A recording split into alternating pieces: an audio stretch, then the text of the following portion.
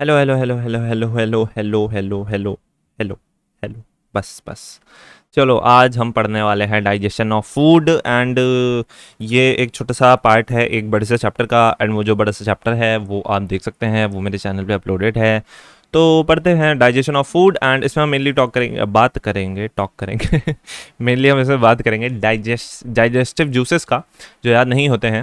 And करते हैं बात पूरा, वैसे तो कंप्लीट है बट मेनली फोकस करेंगे डाइजेस्टिव जूसेस पे, ठीक है। तो स्टार्ट करते हैं डाइजेशन ऑफ फूड। तो पहले शुरू करते हैं माउथ से।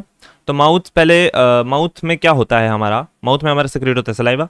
सलाइवा में क्या होता है, सलाइवा में कुछ एंजाइम्स होते हैं, कुछ इलेक्ट्रोलाइट्स होते हैं, जैसे Na+, K+, Cl-, HCO3-।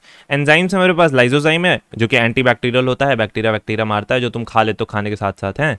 और जो तुम्हारा सलाइवरी अमाइलेज है, ये छोटा कहीं नहीं हो रहा है, छोटा हो जा, हाँ ठीक है। और जो तुम्हारा सलाइवरी अमाइलेज है ये क्या करता है, ये कार्ब्स की स्प्लिटिंग करता है। कार्ब स्प्लिटिंग एंजाइम है, ये कार्ब्स की स्प्लिटिंग करता है। कार्ब्स यानी कि कार्बोहाइड्रेट।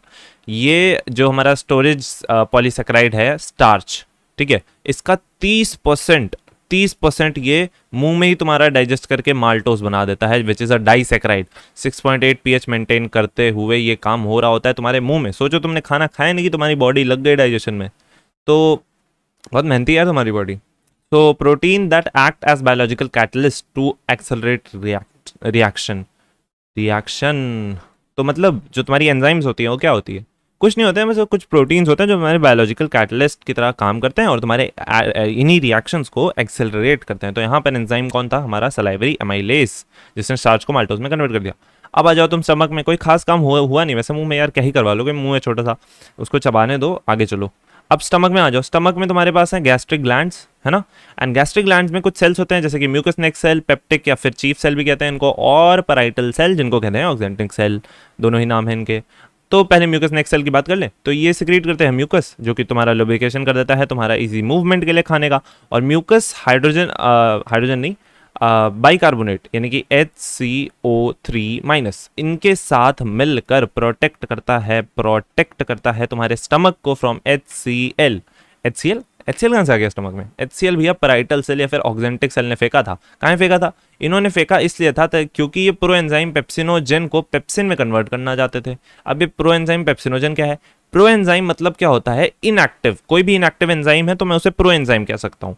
यहाँ पर इनएक्टिव एंजाइम का नाम क्या है, पेप्सिनोजन, जिसपे HCl होते हुए, जब HCl वहां पर था तो वो पेप्सिन में कन्वर्ट हो गया और उसने अपना काम किया, विच इज एक्टिवेटेड फॉर्म। उसका काम बाद में देखते हैं, पहले इधर देखो। पैराइटल सेल क्या करेगा, इंट्रिंसिक फैक्टर सिक्रेट करता है जो कि essential for absorption of vitamin B12, ठीक है, याद रखो इसको। अब देखो note, food here after mixing with the gastric juice churning movements of the stomach walls called as crime.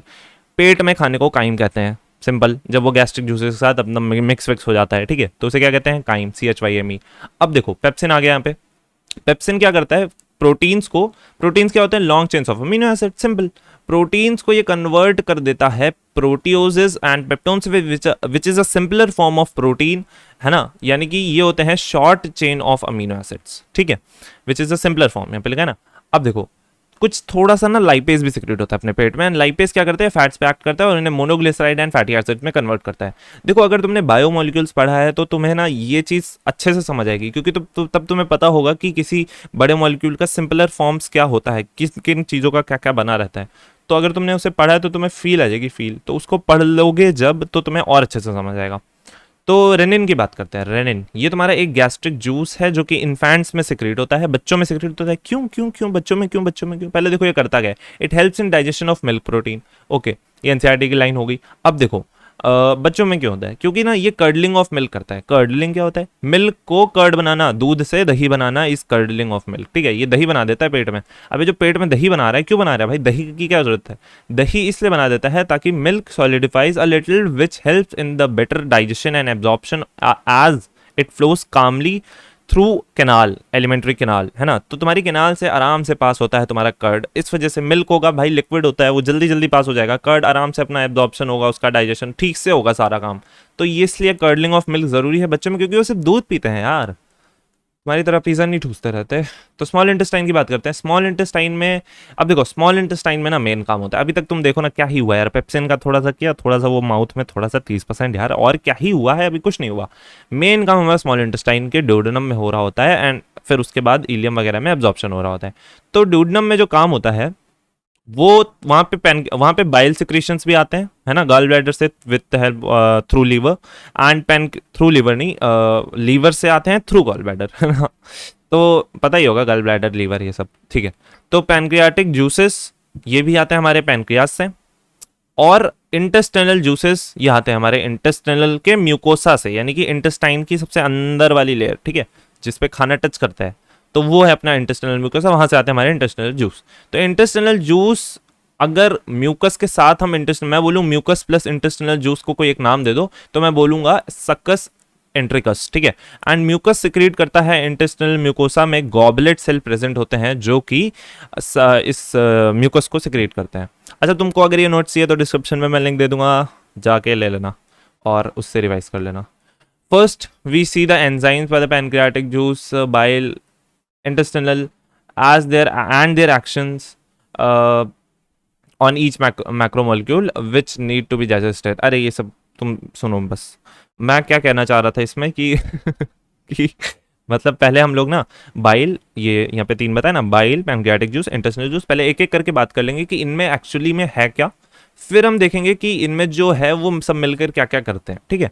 चलो अभी देखो, बाइल में क्या होता है, बाइल में बाइल पिगमेंट्स होते हैं, बाइल सॉल्ट्स होते हैं, कोलेस्ट्रॉल होते हैं, फॉस्फोलिपिड्स होते हैं, एंड बट कोई एंजाइम नहीं होता, तो इनका कोई खास काम भी नहीं होता सिवाय एक कि ये इमल्सिफिकेशन ऑफ फैट्स कर देते हैं, यानी कि बड़े बड़े फैट्स के मॉलिक्यूल को छोटे छोटे फैट्स के मॉलिक्यूल में इमल्सिफाई कर देते हैं, micelle action, detergent action, and activate करते हैं लाइपेजेस को, ठीक है। एंड बाइल पिगमेंट्स में हमारे पास है बिलीरुबिन एंड बिलीवर्डिन, ठीक है।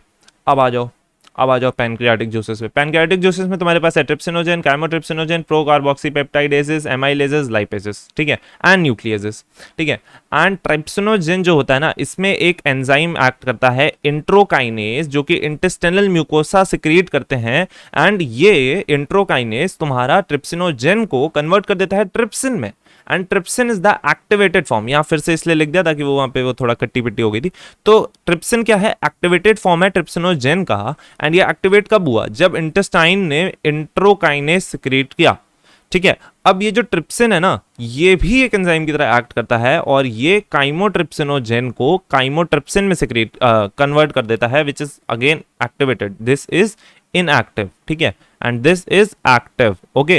एंड सिमिलरली यहाँ पे भी this is inactive and this is active, okay. And procarboxypeptidases को ट्रिप्सिन ही, ये काम भी ट्रिप्सिन कर रहा है ना, ये काम भी ट्रिप्सिन कर रहा है, ये भी ट्रिप्सिन कर रहा है, ठीक है। तो एंट्रोकाइनेज ने आग लगाई और ट्रिप्सिन जला, सबसे पहले ट्रिप्सिनोजेन जला, ट्रिप्सिन बना, और एक बार ट्रिप्सिन बन गया ना, अब वो सबके घर जला रहा है। काइमोट्रिप्सिनोजेन का घर जला के काइमोट्रिप्सिन बना दिया, प्रोकार्बोक्सी पेप्टाइडेज का घर जलाकर उसको बना दिया कार्बोक्सी पेप्टाइडेजेस। देख रहे हो, समझ रहे हो। अब चलो आगे, ये एमाइलेज, लाइपेज, न्यूक्लियसेज, उनकी बात नहीं करनी है, एनसीईआरटी में नहीं गिवन है। अब देखो, mucus along with HCO3, mucus और HCO3 माइनस यानी कि बाइकार्बोनेट, ये सब फ्रॉम पैनक्रियास प्रोटेक्ट, प्रीटेक्ट नहीं, protect the intestinal mucosa from acid and provide an alkali medium. देखो, जब ड्यूडेनम में नया नया खाना आ गया होता है तो स्टमक से आया रहता है, तो एसिडिक होता है, तो उसे प्रोटेक्ट करने के लिए ये सब रहते हैं, एंड एल्कली मीडियम भी प्रोवाइड करता है 7.8 का फॉर एंजाइमेटिक एक्टिविटी। इसमें हेल्प करता है हमारा ब्रूनर्स ग्लैंड। ब्रूनर्स ग्लैंड क्या करता है, ये प्रोड्यूस करता है म्यूकस रिच एल्कलाई सिक्रीशन, ठीक है, alkaline secretion rich mucus produce करता है, जिसमें थोड़े सा HCO3 माइनस भी रहता है, एंड ये क्या करता है, ये तुम्हें प्रोटेक्ट करता है पहले तो एसिड से, ऊपर से जब ये एल्कलाई सिक्रीशन करता है म्यूकस का, मतलब जो म्यूकस होता है वो काफी एल्कलाइन होता है, ठीक है। तो तो जो एल्कलाइन करता है तो वो एसिड को न्यूट्रलाइज कर देता है, पहले तो 7 तक ले आता है, फिर थोड़ा थोड़ा बढ़ा भी देता है, 7.8 तक पहुंचा देता है, जो कि चाहिए किस लिए, एंजाइमेटिक एक्टिविटीज करने के लिए फर्दर। देखो, वहां पेप्सिन को चाहिए था HCl, इसलिए वहां का पीएच गिरा, है ना। तो वहां पे एंजाइमेटिक एक्टिविटी के लिए एसिडिक चाहिए था, यहाँ पर बेसिक चाहिए तो बेसिक किया जा रहा है, जैसा चाहिए वैसा किया जा रहा है। अब देखो, इंटेस्टाइनल जूसेस की बात करते हैं, इनमें क्या होते हैं, डाइसेक्राइड होते हैं, डाइपेप्टाइडेसेस होते हैं, लाइपेसेस होते हैं, न्यूक्लियोसाइडेसेस होते हैं, ठीक है। एंड यहाँ पे एग्जांपल दे रखा है माल्टेस, वैसे और हैं आगे। Now finally let's see the each biomolecule. अब एक एक बायोमोलिक्यूल को पकड़ पकड़ के डाइजेस्ट करेंगे। पहले प्रोटीन को डाइजेस्ट कर लें, तो थोड़ा सा प्रोटीन ना बचा रह गया, पूरा पेप्सिन नहीं कर देता है, थोड़ा सा रह जाता है, इसलिए एनसीईआरटी में यही इस तरीके से यहाँ पे प्रोटीन लिखा है। सो पेप्टोन्स एंड प्रोटियोजेस में ऊपर ही तोड़ दिया था ना स्टमक ने, याद है, स्टमक ने यही तो किया, और किया ही क्या उसने। तो ट्रिप्सिन, काइमोट्रिप्सिन, कार्बोक्सीपेप्टाइड, याद है तुमको ये ट्रिप्सिन, ट्रिप्सिनोजेन जब एक्टिवेट होकर ट्रिप्सिन बना तो इसी ने इसके प्रो एंजाइम को एक्ट करके ये बनाया था, है ना। नहीं याद आ रहा तो पीछे जाके देखो ठीक है। तो अब ये तीनों मिलकर डाईपेप्टाइडेज बना देते हैं प्रोटीन को, ठीक है। क्या करते हैं, डाईपेप्टाइडेज बना देते हैं, which is more simpler form of proteoses, peptones and protein, okay. And ये फाइनली इस पे डाईपेप्टाइडेजेस एक्ट करते हैं, डाईपेप्टाइडेजेस, एंड ये फाइनली बना देते हैं amino acid which is the simplest form. And अब इसका अब एब्जॉर्प्शन हो जाएगा हमारा प्रोटीन का in the form of amino acids. अब बात करते हैं कार्ब्स की, यानी कि कार्बोहाइड्रेट्स। कार्बोहाइड्रेट्स को कहते हैं पॉलीसेकेराइड्स। पॉलीसेकेराइड्स होते हैं और डाइसेकेराइड्स में कन्वर्ट कर दिए जाते हैं with the help of amylase. And तुम बताओ मेरे को कि एमाइलेज कौन सिक्रेट करता था, इंटेस्टाइन, पैनक्रियास या गाल ब्लैडर ठीक है। तो ओके, सो जो डाइसेक्राइड्स हैं, अपने डाइसेक्राइड्स हैं, उसमें हमें कई होते हैं, जैसे माल्टोज होते हैं, लैक्टोज होते हैं, सुक्रोज होते हैं, मेनली यही तीन होते हैं हमारे डाइट में। एंड माल्टोज जो होता है ना, ये तुम्हें ग्रेन से मिलता है, यही आटा, रोटी। एंड लैक्टोज तुम्हें दूध से मिलता है। एंड सुक्रोज मेनली बता रहा हूं मैं, टेबल शुगर से मिलता है, ठीक है। एंड सुक्रोज इस पे सुक्रेज एक्ट करता है, लैक्टोज इस पे लैक्टेज एक्ट करता है, माल्टोज इस पे माल्टेज एक्ट करता है, और माल्टेज इसे तोड़ देता है ग्लूकोज। ग्लूकोज में क्योंकि ये इसी का तो बना था, विच इज अ मोनोसेक्राइड। एक ग्लूकोज एक मोनोसेक्राइड है, गैलेक्टोज एक मोनोसेक्राइड है, फ्रक्टोज एक मोनोसेक्राइड है। अब जो जैसे माल्टोज है तो वो दो ग्लूकोज मॉलिक्यूल से जुड़ने पे बना, समझ रहे हो, इसीलिए उसे डाइसेक्राइड कहते हैं। दो यहाँ पे मोनोसेक्राइड होते हैं, समझ रहे हो, दो मोनोसेक्राइड। ये सब बायोमोलिक्यूल्स में पढ़ा जाता है, इसलिए मैं बोल रहा हूँ बायोमोलिक्यूल्स अगर तुम्हें आता है थोड़ा सा तुम्हें ये ईजी लगेगा, थोड़ा कंसेप्चुअल लगेगा एक्चुअली। तो माल्टोज तुम्हारा ग्लूकोज ग्लूकोज में टूटता है, लैक्टोज तुम्हारा ग्लूकोज गैलेक्टोज में टूटता है विथ लैक्टेज, एंड सुक्रोज तुम्हारा ग्लूकोज एंड फ्रक्टोज में टूटता है विथ सुक्रेज, ठीक है। अब बात करते हैं फैट्स की। फैट्स पे लाइपेज एक्ट करते हैं और उन्हें डाइग्लिसराइड्स एंड मोनोग्लिसराइड में कन्वर्ट कर देते हैं। थोड़ा सा डाइसेक्राइड एंड थोड़ा सा काफ़ी सिंपलर फॉर्म है, मोनोसेक्राइड एक और सिंपलर है ना, डाई दो, मोनो एक, तो वो और सिंपलर होता है। तो लाइपेजेस पे एक्ट करेंगे है ना, और उसे कन्वर्ट कर देंगे फैटी एसिड एंड ग्लिसरॉल में। तो इतना ही था इनका, फैट्स का सिंपल था। न्यूक्लिक एसिड की बात करते हैं, तो न्यूक्लिक एसिड में न्यूक्लियस एक्ट करेगा और उसे कन्वर्ट कर देगा न्यूक्लियोटाइड्स में और न्यूक्लियोसाइड्स में, ठीक है। एंड न्यूक्लियोटाइड्स एंड न्यूक्लियोसाइड्स, अब न्यूक्लियोसाइड्स तो ठीक है, बट न्यूक्लियोटाइड्स ना और ज़्यादा, इस पे न्यूक्लियोटाइडेज एक्ट करेगा एंड इसे कन्वर्ट कर देगा न्यूक्लियोसाइड्स में। अच्छा, ये जो मैंने स्लैश लगाया इसका मतलब ये नहीं है कि ये दोनों सेम है, इसका मतलब ये है कि ये दोनों ही थोड़ा थोड़ा बन रहे हैं, ठीक है।